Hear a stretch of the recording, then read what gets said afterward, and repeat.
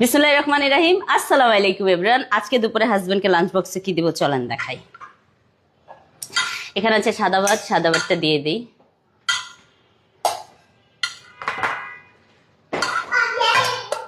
শুনেন, husband wife দুইজন যদি একসাথে কামাই না করে এই যুগে চলাটা খুবই ডিফিকাল্ট। সো আমার মনে হয়, আমার ওপিনিয়ন, হাজবেন্ড ওয়াইফ দুইজনেই কামাই করা উচিত।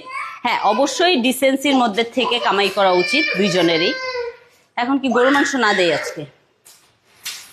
এই এই এই দেখছেন, এরকমই মায়েরা আবার কে মারছে। সরি বলো বোনকে। তুমি আগে বোনকে চুমা দাও, তারপর তোমার সাথে কথা। ঠিক আছে ঠিক আছে, চলো আমরা পাপাকে খাবার দিই। চলো চলো।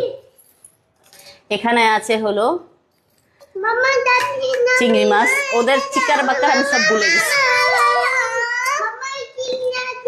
চিংড়ি মাছ আছে, আপনি চিংড়ি মাছ খাবেন। আর এটা আছে করলা ভাজি, একটু করলা ভাজি দিয়ে দিই।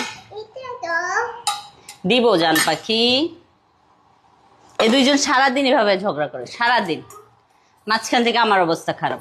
ও আচ্ছা, যেটা বলতেছিলাম যে হাজবেন্ড ওয়াইফ দুইজনেরই কামাই করা উচিত। এই যুগে আইসা দুইজন যদি কামাই না করে চলা খুবই ডিফিকাল্ট।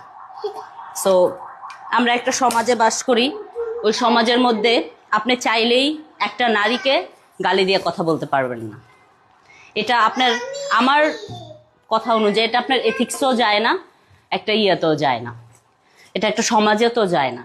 সো মেয়েদেরকে ছোট করে প্লিজ আপনারা কথা বলেন না। সো লাঞ্চ বক্স রেডি, এখন অফিসে চলে যাবে। Thank you so much for watching my video. Bye by.